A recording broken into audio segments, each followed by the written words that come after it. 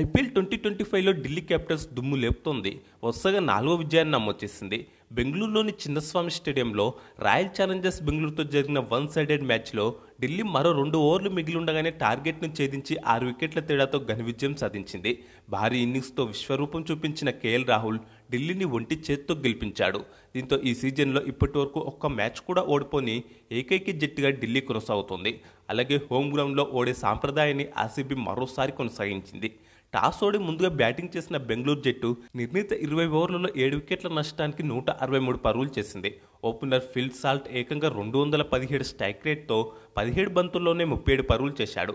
అతని ఇన్నింగ్స్లో 4 ఫోర్లు 3 సిక్స్లున్నాయి. చివరిలో టిమ్ డేవిడ్ 185 స్ట్రైక్ రేట్తో 20 బంతుల్లో 37 పరుగులు చేసి నాటౌట్గా నిలిచాడు.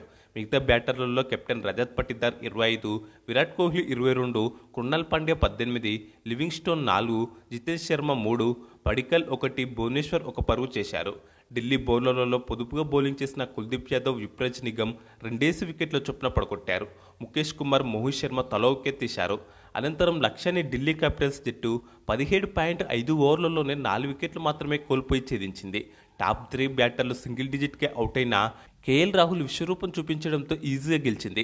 175 స్ట్రైక్ రేట్తో 53 బంతుల్లోనే 93 పరుగులు చేసిన కేఎల్ రాహుల్ నాటౌట్గా నిలిచాడు. అతని ఇన్నింగ్స్లో 7 ఫోర్లు 6 సిక్స్లున్నాయి. మొదటి 28 బంతుల్లో 29 పరుగులు మాత్రమే చేసిన రాహుల్ ఆ తర్వాత 25 బంతుల్లోనే 64 పరుగులు చేశాడు. కెప్టెన్ అక్షర్ పటేల్ 15 పరుగులు చేయగా 165 స్ట్రైక్ రేట్తో 23 బంతుల్లో 38 పరుగులు చేసిన క్రిస్టన్ స్టబ్స్ కూడా నాటౌట్గా నిలిచాడు.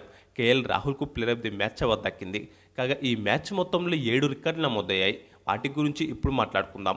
మొదటి రికార్డ్, ఈ మ్యాచ్లో కింగ్ కోహ్లీ 1 ఫోరు 2 సిక్స్లతో 14 బంతుల్లో 22 పరుగులు చేశాడు. తద్వారా ఐపీఎల్ చరిత్రలో కింగ్ కోహ్లీ 1000 బౌండరీలను పూర్తి చేసుకున్నాడు. కోహ్లీ కొట్టిన 1000 బౌండరీల్లో 721 ఫోర్లు, 280 సిక్స్లున్నాయి. దీంతో 18 సీజన్ల చరిత్ర ఉన్న ఐపీఎల్లో 1000 బౌండరీలు బాదిన ఒకే ఒక్కడిగా విరాట్ కోహ్లీ చరిత్ర సృష్టించాడు. రెండో రికార్డ్, ఈ మ్యాచ్లో ఆర్సీబీ మొదటి 3 ఓవర్లలోనే 50 పరుగులను పూర్తి చేసుకుంది. దీంతో ఈ సీజన్లో మొదటి 3 ఓవర్లలోనే 50 పరుగులు పూర్తి చేసుకున్న జట్టుగా బెంగళూరు రికార్డు నెలకొల్పింది. మూడో రికార్డ్, ఆర్సీబీ బ్యాటింగ్ సమయంలో Delhi Capitals pacer Mitchell Starc వేసిన 3వ ఓవర్లో ఎక్స్ట్రాలతో కలిపి ఏకంగా మొత్తం 30 పరుగులు వచ్చాయి. దీంతో స్టార్క్ తన ఐపీఎల్ కెరీర్లో అత్యధిక పరుగులు సమర్పించుకున్న ఓవర్గా ఇది చెత్త రికార్డు నెలకొల్పింది. నాలుగో record, RCB finishing batter Tim David 2022 నుంచి ఇప్పటి వరకు 16 నుంచి 20 ఓవర్ల మధ్యలో అంటే డెత్ ఓవర్లలో 195 స్ట్రైక్ రేట్తో 630 పరుగులు చేశాడు. దీంతో ఈ 4 ఏళ్ల కాలంలో డెత్ ఓవర్లలో అత్యధిక పరుగులు చేసిన బ్యాటర్గా టిమ్ డేవిడ్ చరిత్ర సృష్టించాడు.